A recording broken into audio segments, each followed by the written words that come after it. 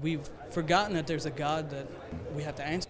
Dealing with people who reject truth. I'm wondering in my mind why life is so difficult for me. 340 million people who are suffering. Real stories. Here's a man who's responsible for almost 7 billion people. Real issues. How much does peer pressure actually exist? And real views. Gangs exist at every level. This is Real Talk. Assalamu alaikum wa rahmatullahi wa barakatuhu. My name is Saifullah Khalid Chaudhry, and I welcome you to Real Talk USA. Today we'll be discussing the topic of online immorality. We're very excited about our esteemed panelists and our live audience to be able to discuss such a pertinent issue today. The internet has been immensely beneficial and has proven to be a great source of communication throughout the world. But we have to be wary of all the problems and the dangers associated with it as well. Our first panelist is Dr. Khalid al-Bahri. He has a PhD in theoretical nuclear physics. He's a visiting scholar at the University of Notre Dame. He has a strong Ahmadi background, a third-generation Ahmadi, who is the son of a former emir in Indonesia, and he's a proud father of 5 children and 2 grandchildren. Assalamu alaikum warahmatullah. On his right, we have Abdul Latif Bennett. He's a practicing attorney in Pennsylvania. He's a convert from 1995. He's lived 12 years in Johannesburg, South Africa. He's also a local AMLA member of Baltimore Jamaat, and he is a proud parent of 1 girl. Assalamu alaikum. Our third panelist is Mirza Ghulam Rabi. He studied industrial engineering at Columbia University, got his master's in organizational development from Mercy College. He works in the finance industry for a Fortune 500 company. He is a convert as well, and he converted in 1992. He's currently serving as the Jamaat as regional guide of the New York metro region. He's also an editor of the Muslim Times and the proud father of 2 children. To get started, first we have to have a good overview of the internet. I want to go to Dr. Khalid al-Bahri, and then all the panelists actually, and ask this question. How has the internet impacted your life for the better? I'm very proud that I belong to the generation that internet started. This is back in 1992. I was a student, a graduate student at the university. I was observing how the data transfer from across the globe, from one continent to another continent. We know that the theoretical physics has to go hand in hand with the experimental physics. And we have a lab in Europe, CERN, which probably you realize discovery of Higgs boson. And that was to transfer the data across areas. In the past, they shipped the data. But that year, we were able to transfer through what we now call internet.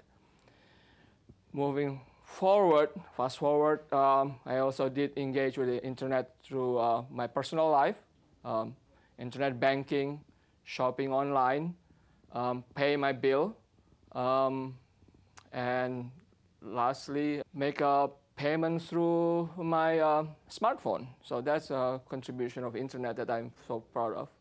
Abdul-Latif? As an attorney, I'm also excited to be a part of this internet generation. When I came out of law school in 1990, the internet assisted in the spread of the knowledge of cases.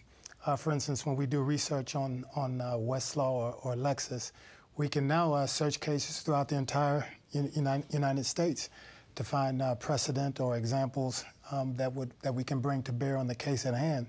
So now, whereas before, my predecessors, the previous attorneys, they had to do research the old-fashioned way, and the books, there's no replacement for books, but the internet has made it much quicker, much faster, and we can search a wider body of knowledge now. As a Muslim, and I know the importance of seeking knowledge from the cradle to the grave, it's now much easier now for me to gain the type of knowledge to further my faith, because I can go to alislam.org or other sites and do research. I can now find out hadith or Quran verses that would otherwise not be accessible to me. So both your professional and personal spiritual life, it's had an immensely positive impact in your life. Definitely. In addition to all the other esteemed speakers said, I would just add from a financial perspective, the world has completely changed, because in the past, transactions that were taking place and would have taken sometimes days, right now gets done in seconds. So it has a huge financial implication. We already talked about online banking, but the most important, I think, that we were talking about, just consolidating all the views, is how we learn from the internet. The whole educational system drastically changed. I mean, right now, if you're doing survey or studies, graduate studies, right now you can reach out to people outside the country, anywhere in the world, do a survey, and then get your feedback from other professors and others real time. So from that perspective, it goes on. And of course, another layer that's added, we spoke about the smartphone, which is accessing that even faster. Wow. So clearly, no one would disagree that it's immensely benefit. I mean, that's clearly there. Definitely. But going back to you, Rabi, what are your concerns? I mean, is there such a thing as too much information? The data is all there, everything is there, but clearly there's some concerns that we have about the internet as well. Yeah, I think it reveals more about yourself. If you're a disciplined person, most of the successful people I know who are successful as a businessman, they know what they want from it, and they can limit their time in the internet, because it can be addictive. And there is also this tendency right now. There's an internet addiction is a known mental disorder right now. So the whole perspective in terms of the internet right now is, what do you want out of it? If you have the end goals in mind, it's easier for you to benefit. Otherwise, it can be time consuming. So the benefits overall and my concerns overall is, are we utilizing the internet by getting the information that we want, enhancing our life, but at the same time, the evils that's out there? Because internet is also, the cybercrime has especially the financial world and other world, has outspaced any other crimes that It's a huge industry. So people are looking out there for, the criminals are looking for your information, your personal information, either sell things that are not appropriate, and all these factors that you have to really know what is the real data versus what is the data that you have to run away from. A lot of filtering we have to do when we're on the internet. Absolutely. I'd like to go to you. I wanted to ask, as a parent, 5 children, two grandchildren, what specifically concerns you about that? Well, when I came to this place, my grandson, kind of uneasy. I just put an iPhone to him. So apparently he was able to browse or to scan his finger to indicate that at the age of even less than 2 years, he was able to capture the activities related to. But it certainly is a big concern. I mean, you can see that children are very vulnerable, and they can absorb any information as they like. They're pretty much like sponge.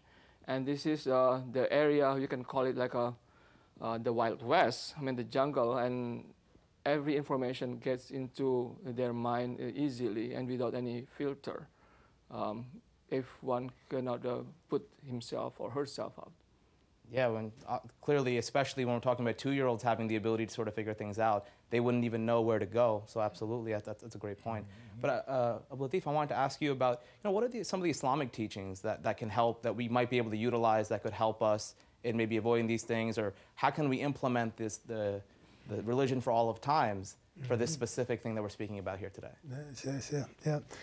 The brothers bring up some valid points with regard to some of the dangers of the internet, and foundationally, I think if I were to, to focus and say what Islamic teaching should I bear in mind when I'm embarking upon this journey, whatever type search on the internet, and I think what comes to mind most is the remembrance of Allah. If I embark upon it with Bismillah, with the intention of pursuing a very specific purpose, going on there for a specific objective, and not wasting time, and then I can turn whatever activity toward worship and toward the remembrance of Allah. Pretty much, it has impacted me all my life in terms of like getting in contact with my loved ones, having the khutbah online, and all the question and answers and everything, alhamdulillah, or the efforts that our Jamaat has been doing, putting the books of Promised Messiah and all the literature that we never used to be able to access, and we used to have a lot of space dedicated in our houses. Now you could just download with the PDF, and you could pretty much have clarity and understanding in the area of tabligh and all those other things. But at the same time, I'm deeply concerned with the children, that we have to keep an eye on those kids, because as Brother Abdul Bari said, they are pretty vulnerable. So as a parents, as a guardians, as uncles and so to speak, we have to keep an eye on them so they don't go to those immorality websites, because everything is up there.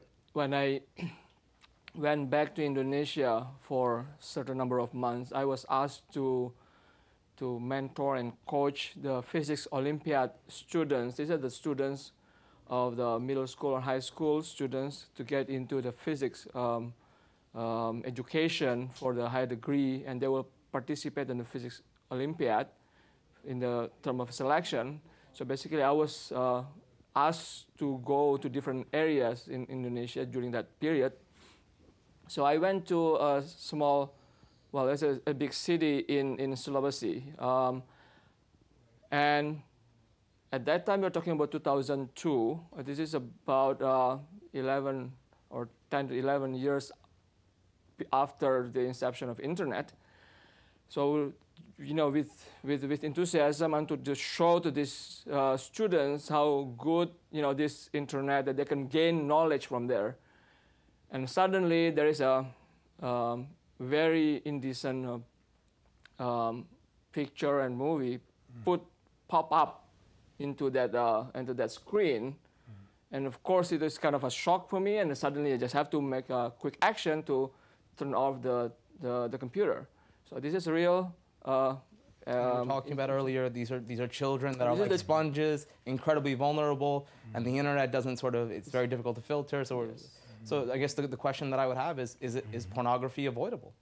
Yeah. And after hearing his story, what do you think? Yeah, well, the chairman of Al-Islam, and Naib Amir, he said that when you think about these pop-ups, he said you should be reminded that the Quran says that Satan will assail you from all directions, from left, from right, and that it is prayer that enjoins one from, protects one from indecency.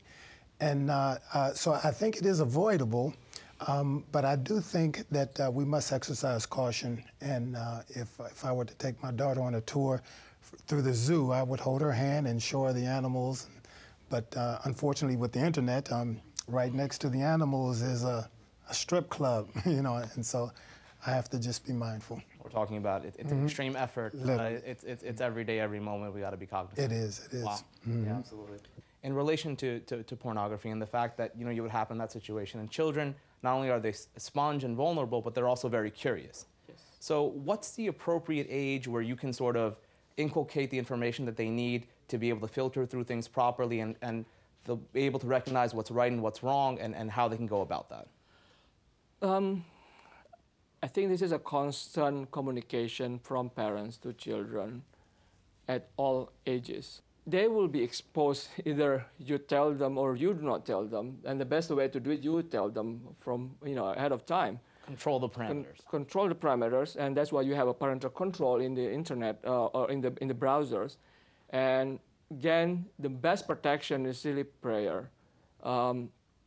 First, when it happens, you keep praying for your children, and then when you mention to them, give them with love. So what happened? The children will be open to you. I mean, you can put all of the techniques, the technological advances to block or to open it, but if the children are not open to you, you never know, where it will face to them. We've talked about how sort of the prevention aspect works of it and children, but this is a discussion that maybe for some of us we're having too late, and some of us might already be too exposed to pornography and sort of the ills of the internet, and it has addictive properties. And the question now is, what can we do? What's sort of the remedy at this point for those of us that are going through it, that are having that issue?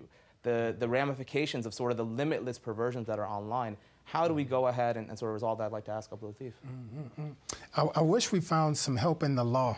The Supreme Court has actually already spoken and said that when it struck down in 1997 the Decency Act, it said that when indecent acts or speech is faced with the issue of free speech, then the free speech, trumps. That is, the ability to say or to show, no matter how indecent it may be seen by others, that is secondary to the right to show these things.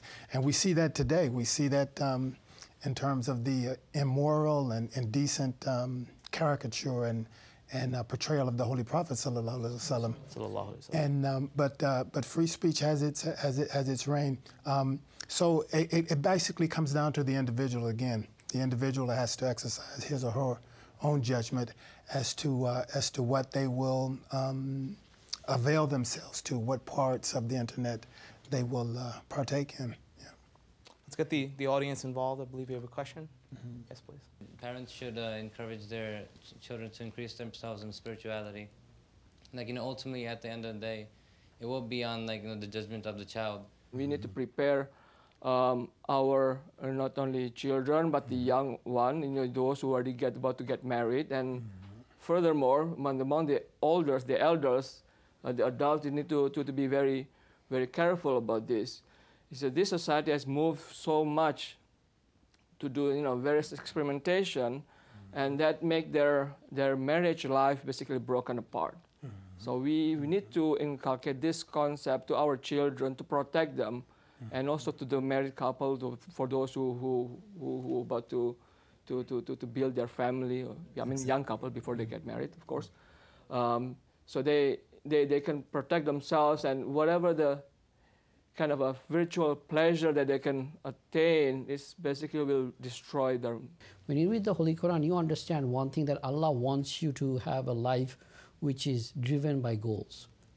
So, I will tell you, my college years, I went to college over here, my classmates, and if it ever gets to them, I don't want to, it's been many years, they were doing drugs in my classroom, in our room. Dormitory. Wow. So, and that was like a place they would come, and so it never affected me. And I said that I was not an Ahmadi at that time, but I go back and I ask myself why it did not affect me.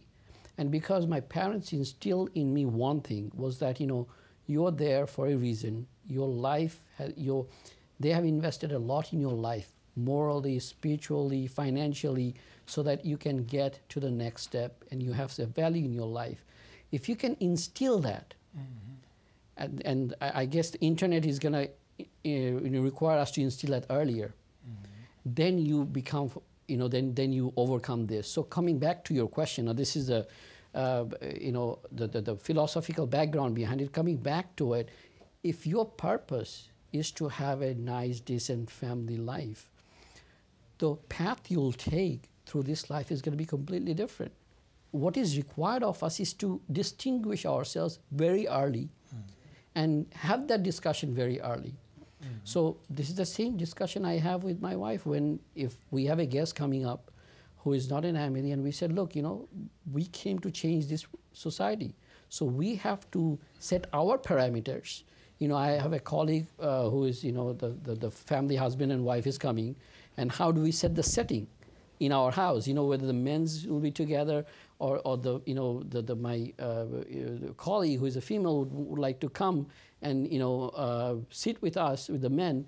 Those are the parameters that we have to set. And if we do it politely enough, people will respect you as opposed to disrespect. Because remember, morality is something that Holy Quran says is inbuilt in you. Holy Quran cannot pour water in our hearts if the glass is not there. And it basically reinforces what is human beings are built with. So that moral question, or that morality that our program is all about, we want to come back to it and remind people of it and remind ourselves of it.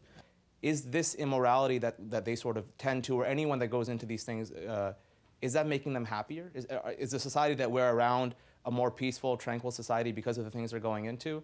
Or do we feel like that there's a better way and sort of there's the moral benefit that if we go a different route? To answer your question, I do agree with you. It is the animal state of mind, like as Hazrat Masih Maud has said, nafse amara. So I mean, you don't get real gratification through it. It's just an immediate instinct, and human reasoning has to come in to prevent that, to keep you away from that, and sort of tell you the right thing to do. Yeah, so clearly it's not a true happiness. It's an immediate, temporary thing. Yes, please, you wanted to add something. If we talk about Holy Quran has all the solutions to all these problems, which are more evident in this era, and it's going to be an ongoing process. Yeah, I mean, that is a good point, but some people, some young one may an excuse, for example. Yes, we know this is forbidden in Islam. You cannot approach this kind of lifestyle, but what's wrong through internet? That's another excuse they may take. It's really kind of yeah, to really highlight that idea is what we're talking about here is the lesser of two evils. Yes. Where sexuality is rampant in society, we're overwhelmed, our hormones are overwhelmed, especially at certain ages. Now the question is, like, is it better to go to the internet where it's not going to be publicized or whatever it may be, versus doing something in the real world? Is the two wrongs make a right? Like, how do we sort of play this out? Because I think this is a genuine question. For someone my age, it's like, well, I don't have a wife. I don't have. I'm not allowed to have a girlfriend. I'm sort of going through this. There's this beautiful girl walking down the street, but there is this place where I can sort of exercise that viewpoint. But I would counsel that person that he needs to remember his purpose, the purpose of his creation, and that is to worship Allah. And so, if our intention is to be gradually increasing our level of righteousness, our taqwa, such that we achieve from the lower state to the higher states, then everything that we do can be in the context of worship or in the pursuit of Allah. You actually brought up a point earlier about how parents need to have sort of this constant communication. And we're seeing that, one of the reasons why I might go to the porn place, like I said, you don't have a wife, you don't have a girlfriend, you don't have access to these things. Now, if there's a better communication, is it possible for maybe to get married at a younger age, more of a family sort of support? Is it possible to go down to the root of Islam instead of the rest of society that's sort of forcing us to both not follow Islam fully, and at the same time not be able to do the things that are necessary on the other end as well? Absolutely. And then as the Quran says about our Holy Prophet ﷺ, لَقَدْ كَانَ فِي رَسُولِ اللَّهِ أُسْوَةٌ حَسَنَةٌ. In the personality of the Holy Prophet ﷺ, you will find best example. And when he admonished his companions, especially for the young one, if they are unable to get married, what they are asked to do fasting. So that's one way to do it. And medically as well as psychologically, this approach really works extremely well. Not only you bring nearness to God, but at the same time, your body, your desire can be subdued by this act of piety. What I was just going to add a couple of things. That hadith came to my mind, and Promised Messiah talked about this also in this discussion. The philosophy of the teaching of Islam is controlling your senses. So the question is, how do you do that? And it's not a matter of internet. I mean, regardless of if the internet is not there tomorrow, you are living in a society where, I went to high school where, there's a taboo of getting married early, but yet my classmates who are 16, 17 years old, they are pregnant. Yeah. So you are living in a society where people are completely promiscuous, and one thing is said is it's good, which is to be promiscuous, and other side, if you take a moral approach to it, it is bad, right? So we're stuck in the middle. You're stuck in the middle. Rock and hard place. Absolutely. So how do you deal with that?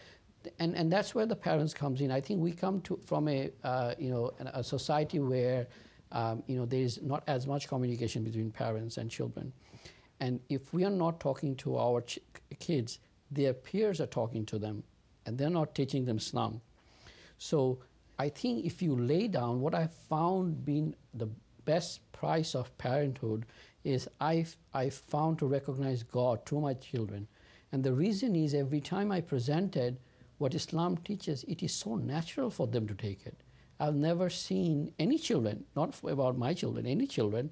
Being a regional guide, I interact with Atfal in the region, and they would take it, absorb it, and they will see that purity in you, in all those good Khuddam and good youth, and they will be driven by that.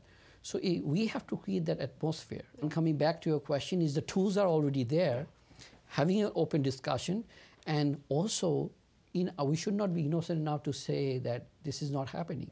We've had a great discussion so far. We look forward to keep it going. We'll see you in a little bit. We're going to take a short break.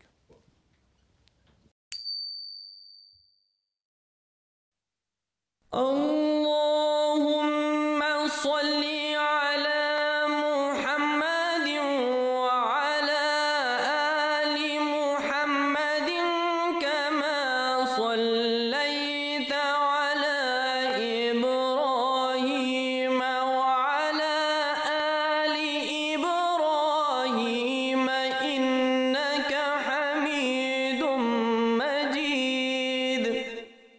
اللهم بارك على محمد وعلى آل محمد كما باركت على إبراهيم وعلى آل إبراهيم إنك حميد مجيد.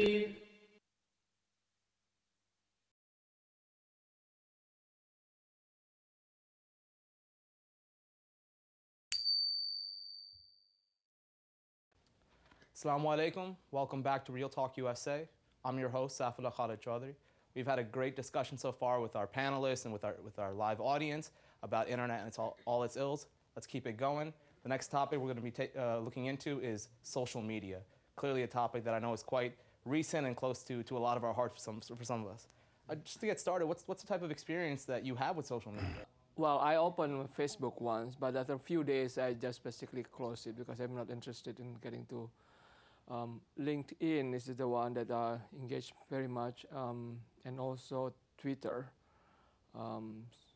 As far as the LinkedIn, it's really professional, so get connected with so many professionals, including some Ahmadi friends and brothers. How about you, Abdul Latif? I had a Facebook account, and I, like many people, wasted a lot of time trying to update my friends on the latest, and be in touch from out of the country. And then when Hazur spoke about it and advised strongly against it, I immediately closed my account down. Mm-hmm. Yes, I guess I have a Facebook account from, since the inception, very close to when you had to have a college ID. So I have been using Facebook for a long time until, of course, Hazur's announcement closed it. Twitter, very active in Twitter, at least to get the feed of what's going on, getting a sense of vibe of what's going on the pertinent things that I follow, and very active also in LinkedIn as far as professional is concerned. Now I do from time to time test out a few things only because I'm interested in technology, not as much as to be part of it because I don't find as much time being in it. But I do like testing with the new things that are coming in because I think there's always a benefit that you focus on it. Of course, you have to keep in balance. As I mentioned, I go there with a purpose, so I don't spend as much time. I'd like to ask the audience by a show of hands, how many of you guys have ever had a Facebook or a MySpace or a Twitter, have it now? It doesn't matter, just at any point in time have you had it? Okay, so everyone here has had it, and then all three of you guys, I had it too, so we're all familiar with it. And this should be a pretty comfortable conversation in terms of what we can do. Even if it was for a couple of days. A few days. We still got in there. The persona that one tries to create when he posts his pictures and his resume and different aspects of his private life online, he's trying to create a picture or persona about himself, which may not comport with the reality. So I think it's all about sincerity, modesty, and always the remembrance of Allah. What we are doing right now when we are in front of a computer, we think that the whole world is not watching whatever we are doing, right? And maybe one of our friends is watching who is, or a group of friends are controlling the situation. That. Essentially, that's not the case because we are leaving behind a digital footprint that's going to, people can trace. Good or bad, doesn't matter. So you have to know, as an Ahmadi, as a Muslim, as a decent human being, what kind of footprint you're leaving behind. When we work on essays or whatever homework we have, oftentimes it's impossible for us to figure it out ourselves, and we have to get help from other friends and such. And sometimes it's hard for us to do through cell phones or text message. And Facebook, it's a medium where it allows us to send information, and where everyone's usually online, we could just easily converse with them. So I just wanted to ask them, so how should a Muslim boy or girl handle themselves with that? And secondarily, what benefits do you see that Facebook or other social media sites have? The tremendous amount of benefits. I mean, Facebook has a lot of good information, but the question is, how do you interact? It's better if you are taking a science class and you open up a Facebook account under your name, call it student number, science student, instead of your personal, or something which takes you away from the personal aspect of it, and people knows from it, that you mean business. You are a student, that's what you're seeking, and that's way, you are there to kind of get the information one way, not interact as much. That's one aspect of it. And the second aspect of Facebook is the tremendous time it saves us to share the information. Now for that, Huzur already mentioned that we have the Jamaat Facebook account. So if we feel that we have a urge from a Jamaat perspective to use that, we can use that, and businesses are fine. It's only the personal nature, and you think about your individual digital footprint, that you don't want that to be tainted by anything. And I think that's what it boils down to. Yeah, please. Yes, I'd like to echo what Ghulam Rabi mentioned about the limitation that we have. But again, you have to keep in mind, again, Huzur's direction is very, very, very direct, and he's very strong in his wording on this. Yes, he may give some excuse for school work or college work or business, which basically rely on that. But again, it is an exception. So if one is able to find a way not to use Facebook for that communication, I would rather to go with that. Yes, those are great thoughts. And I also wanted to add that Huzur, basically in his sermon, he said that there's more harm than good in Facebook. Yes. That's one of the things he said. So, as Ahmadi Muslims, we have his guidance. So of course, he's there to protect us, and he has the guidance from God. So, and even the person who actually made the Facebook, his basic intention was the same, to bring out the weaknesses of a person. And so basically, Huzur, thank God we have his guidance that he told us this.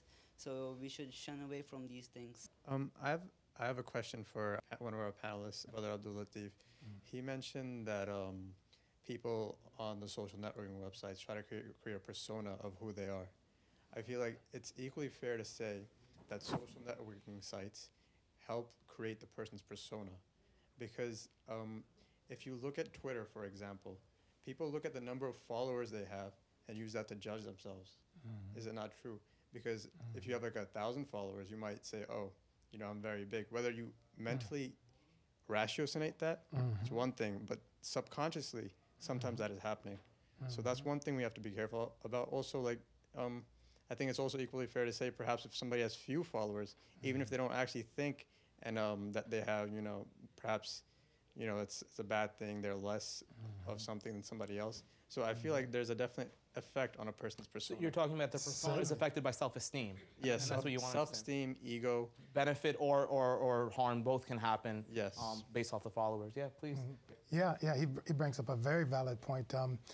With Twitter and those type of accounts where you actually saying that you're following somebody, you are associated with them for good or for bad, and those who follow you are associated with you.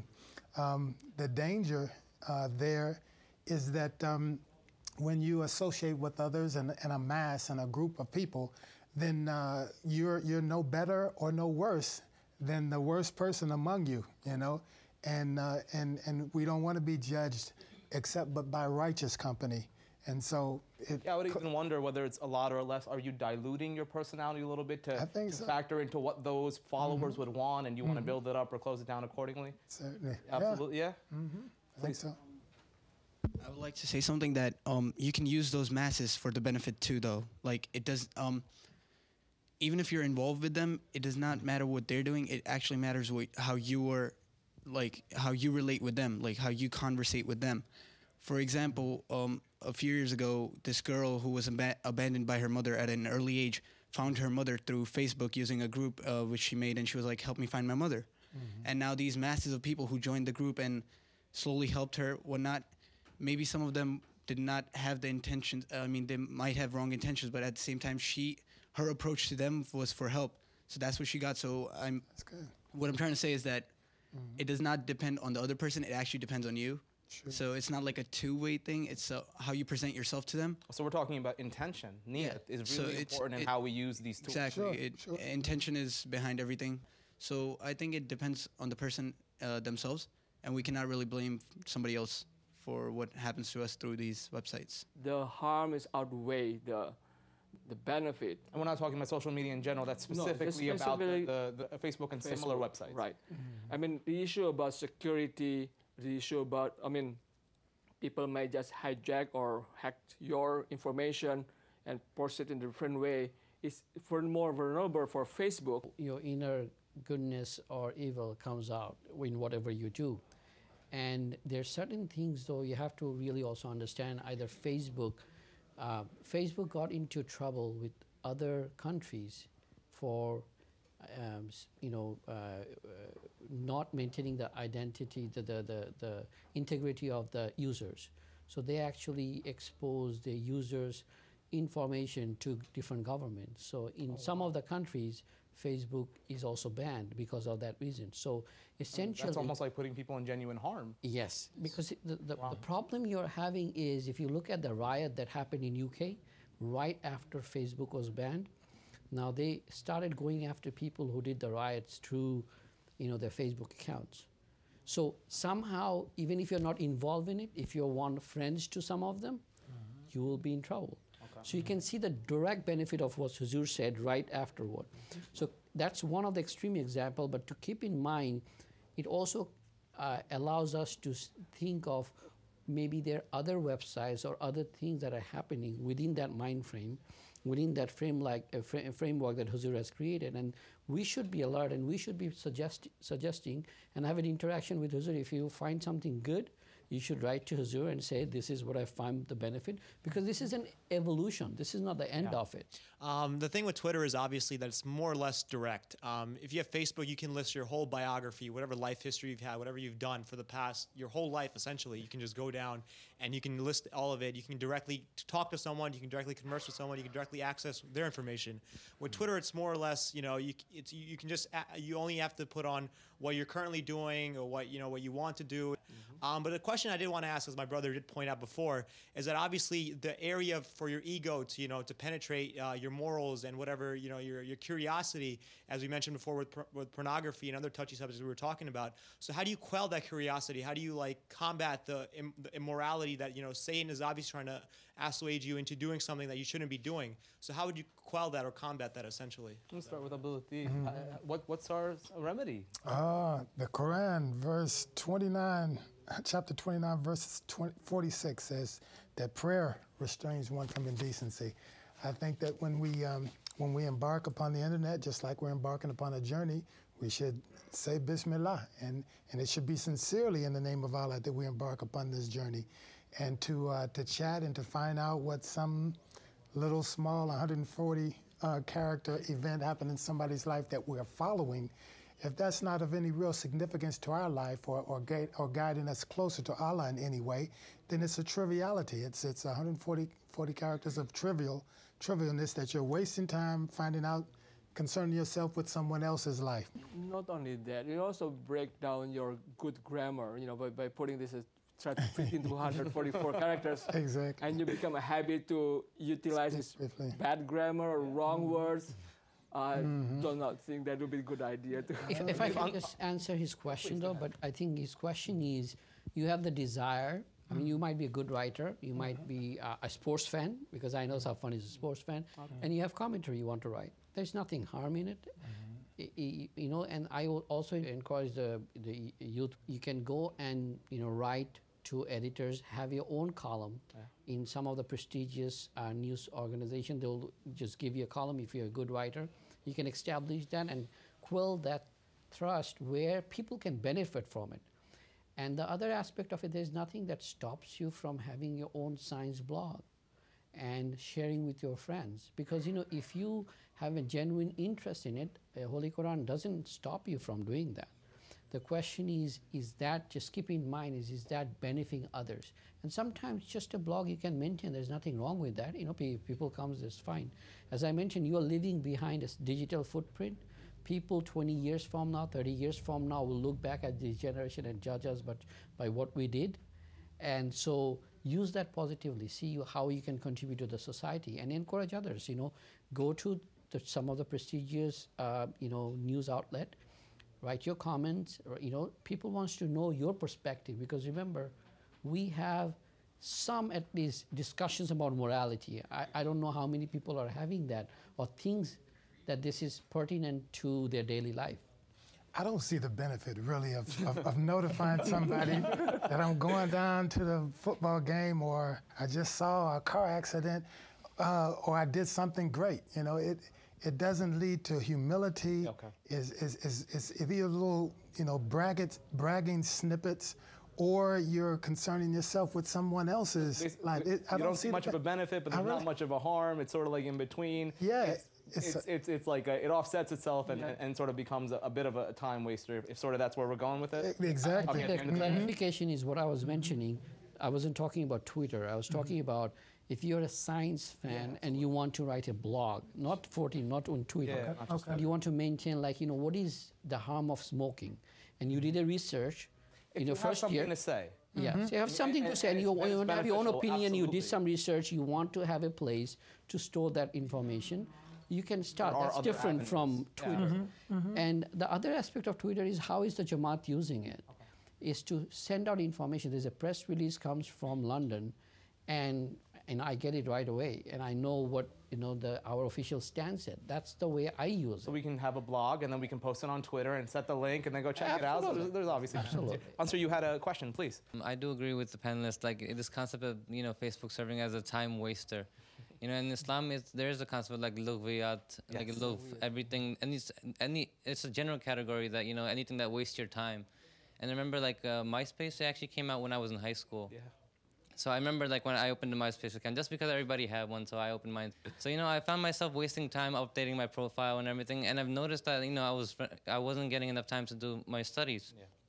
And then, you know, I ended up closing it just because, you know, I was running out of time, you know, for schoolwork and everything. So it is like, you know, a time waster.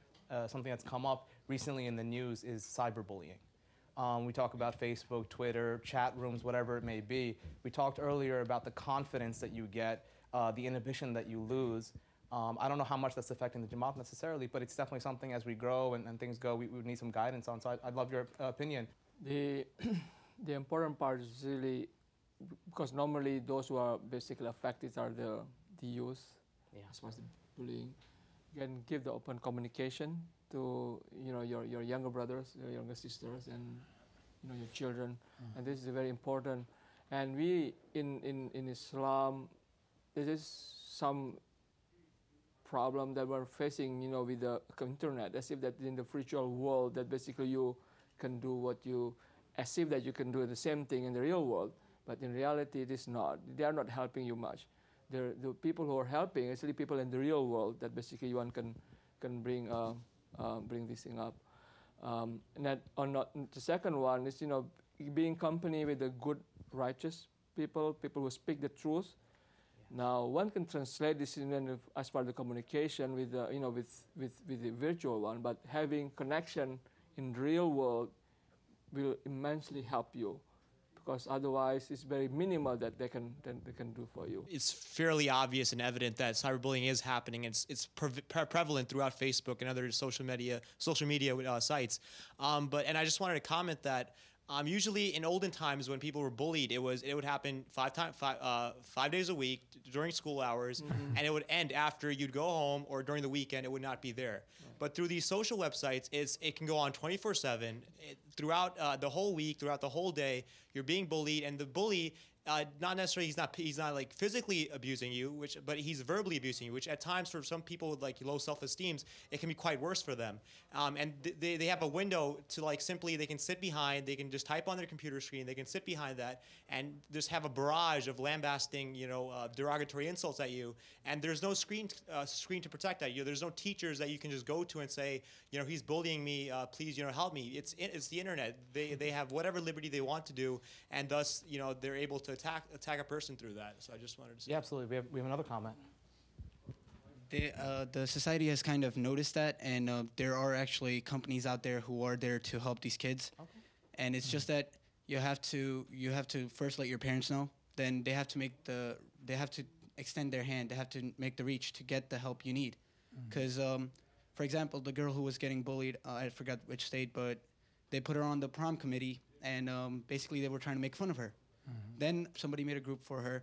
Local businesses noticed it. They made it her best night ever. They supported her through financially. They got her everything she needed to get ready and fight these bullies off. So I think in a way, media is actually helping these kids, and if the ones who actually look for help. When you're being bullied, and this is the age-old question, how many people really end up getting help? Because you have to have the courage to sort of tell your parents. No one really likes to be the victim. How would you sort of answer that? If she got, when we say a little bit lucky? Yeah, definitely. It takes a lot of courage.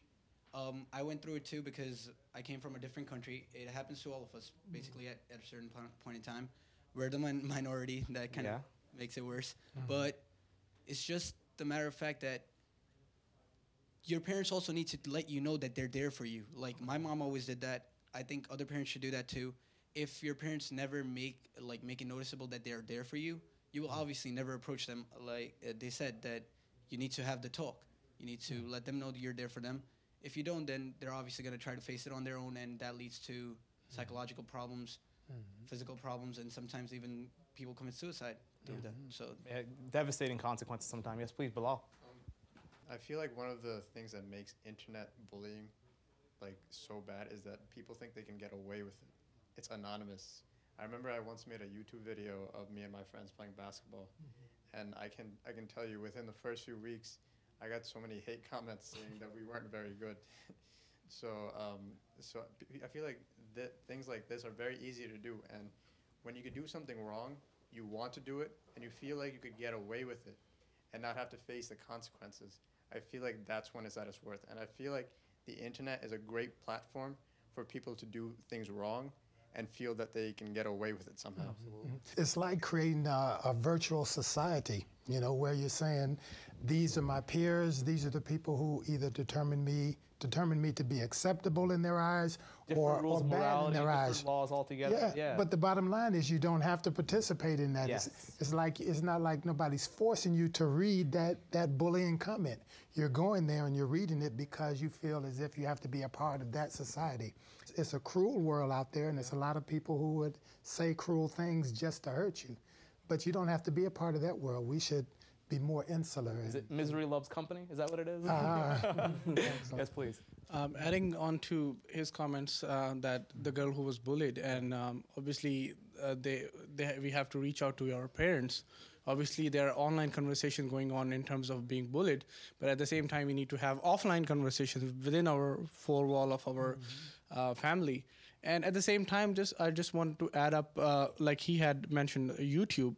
Hazur at one point in time had also mentioned that a lot of our Ahmadis all throughout the world in different languages, they've been answering all those misunderstood propaganda that other non-Ahmadis are creating, all those accusations against Islam and Ahmadiyya, against Prophet Muhammad, peace be upon him, and Promised Messiah, peace be upon him. So all these Ahmadis, they're making those efforts to come up with those answers from the extract of Promised Messiah, and they've been answering, which has been causing a lot of good to even our among our Ahmadi society, to have our more clarity in terms of our concepts about the advent of Promised Messiah, about different topics of the death of Jesus, peace be upon him, Khatm Nabuwwat, advent of Imam Mahdi, and all those things. So internet has done a lot of harm, but again, it all boils down to your usage, how you're utilizing the technology or these tools, and it has done a lot of good as well. With regards to cyberbullying, I just want to say that it's such a real thing. There's so many organizations trying to fight it, and having an open communication is very important. But at the same time, I was thinking about right now, think about the life of Holy Prophet ﷺ and Promised Messiah. The whole world was bullying them. And as an Ahmadi, you are going to get a piece of that pie somewhere in your life. So, and I was talking to my son the other day, and he was saying, you know, people, when every time there is something going on in Islam or Muslim, they look at me. They are very conscious at that age, you know, 9, 10, they're very conscious. So you are out there, you're going to be the face. So the question is, there is a connection that's going to be Islam, and you'll be connected to that. You'll be connected with Ahmadiyyat. And we should be prepared for it. And we should take it very calmly. Remember, we are the Jamaat of Promised Messiah, and we don't do anything emotionally. So take your time to relax. Don't respond directly. And also feel free that, you know, other than your parents, you also have the other Jamaat network. You can go to your auxiliary, your Qaid, you know, your other brothers that you are going to Tahir school or other schools with. You can go to your Jamaat presidents, you know. So use that big network, utilize that. That's what the real social media is. That's the social media we should be using and enhancing. So you have to understand what's the alternative. Every time people ask me with this thing, what's the solution, what's the alternative? And we have it, and we should utilize that. Can you separate, as a Muslim, as a person trying to become a Muslim, can you separate your virtual life from your real life? Is there a possibility of sort of presenting two things and still see yourself as a Muslim or trying to become one? Well, the life that we have, if we are accountable, and as long as you believed in God, and this real God, and He's take His accountability not only in all actions you have, regardless whether it's in this world or in the virtual world or in the internet or in the interaction that we have, you know, physically and also with others through different media. So this is very important if you cognizant. And you know, when you are in the internet, you're by yourself, but remember, God is with you, so He is watching that. So this is, with this conscious, and there's accountability. That's why relate back to, there are so many verses in the Quran about it. Hadith Al-Fatul Masih, Khulafa, I've mentioned many times why in Islam believe in this world, believe in God and believe in the hereafter is tied so closely because it's related to the accountability. I don't think that you can lead a dual kind of life. If we really consider what time it is today and the urgency of our mission today and how close we are and how far we've come, then we won't take it lightly. We won't be following people who could say something derogatory about the promised Messiah, alayhi salam, and then is that when you're going to defriend them then when they say something that, oh, that's why I draw the line. No, we don't need to have their company in the beginning because we don't want to be considered one of them. Absolutely. I just, the most wonderful thing about Islam is that it's timeless and it's a perfect religion. And you point out to the essence of what it is. You know, the Holy Quran goes to the extent where it says that Allah will make you accountable for your intention. Forget about your action, you know? So that's what you have to keep in mind. Whenever you're embarking on a project, social media, cyber, or you want to have a persona outside, just keep in mind that your intention, not only the action that's externally there, sometimes because remember, there are many people saying vile languages about promised Messiah, although he left a wonderful life. Now, it's his intention, it's his life, which is ultimately going to be triumph in the end. So don't be scared to be the good person. And once you're doing that, your strength is going to come from Allah. In my opinion, if you present yourself as a totally different person online, you're kind of no better than the people who do bully other people. They call them trolls online. They're called trolls because The thing is, they wouldn't have the same guts to say the same stuff in real life. That's pretty much the same thing you would be if you have a different persona online. I think if you look at all of our high-ranking Jamaat members, whether they're amirs or whatever position, Jamaat office holders in yeah, general. I feel like Sure. generally they tend to be away from even using the internet that much in general. Forget about social. You're talking about sort of a different generation. Perhaps that might be it. So my question actually is it because of their lifestyle, or is it because righteousness requires you to be using the internet less, to maybe perhaps making better use of your time? Yeah, what can we learn from our elders? What can we learn from Hazur? At the same time, lifestyle and taqwa and righteousness, is it both? There's a lot of I questions think there. the answer is very simple. If you look at it, Hazur has his press media, whatever he needs to be sending out, it goes through the social media. His khutbah goes through YouTube, and the tweet, it also been tweeted in terms of his press releases. So there is a department that utilizes what needs to be utilized. Generation, of course, I see some of the younger National Amla members using Twitter more effectively, and they're setting a very good precedence because they're using it effectively. In fact, you can learn a lot from them, because that's why if you just follow one or two of them and see how they're utilizing, you'll see most of them are cognizant of the fact of all the discussions that we are having now, and they're setting a really good digital footprint where they are impacting the society in a way we should be. And that's I think it's a good thing to follow. You should go and check out some of our national members. Just want to add on this one. There is an Al Islam Twitter and alislam.org, and then also MKUSA probably has that one too. So it is not, we are not behind as far as the Jamaat is concerned, and that's where we capitalize whatever the available tools that are given for us. You just think about this. Who can imagine that this usage of internet is really destined for us, for the Jamaat, to spread out the message of Islam through fulfill the prophecy of Hazrat Masih, reach the corners of the earth. Absolutely, probably 6 corners of the earth now, because different direction. MTA, internet is basically in support all of this now. We have wonderful website available, and then we don't want to lose out on the internet. Is still a really good thing. Yeah. Sometimes the conversation goes the other way. We've had a great discussion. It's time to wrap up, but I would love for the panelists each, if you have a final comment, please. I think it's been an incredible and lively discussion, and we'd love to hear a couple parting thoughts. Yes, and being a scientist as well as being working in the financial industry, the internet has become a really tremendous work in our favor, and as well for the message of Islam spread all over the world.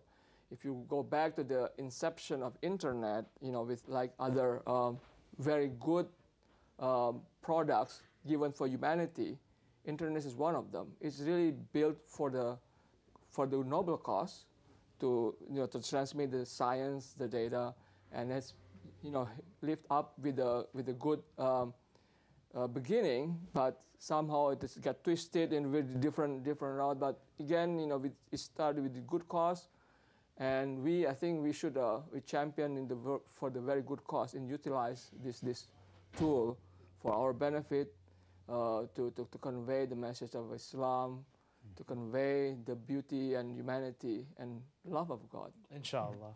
Yes. I would probably just conclude by saying that by the grace of Allah, we are a part of a global movement which utilizes all of the technology that is at our disposal. But if we keep in mind that our mission is to invite the world into our fold, into the fold of Islam, rather than say how much are we going to dabble outside and just touch or dip our toe in the outside otherworldly things, then we'll have it in perspective. Thank you so much. Please. Yeah, just to add to that, I think we should. The reason we are having all this conversation is to maximize the benefit of internet for our goals in life, personal Jamaat goals, and how do we link it? And I think that's what we should not stay away from it as if this is a bad thing. It's just a knife, A murderer uses it for his victim, and the surgeon uses it for basically to do a very delicate operation. We should be that surgeon who should be utilizing this knife to the benefit of the mankind. And I think only then we can call ourselves Ahmadis. I want to take this moment to thank our esteemed panelists, our live audience. We've had a great discussion, but we've just scratched the surface. There's a lot more to be learned, a lot more to be discussed, but this is the beginning. I'm Saifullah Khalid Chaudhry, and this was Real Talk USA. Jazakumullah.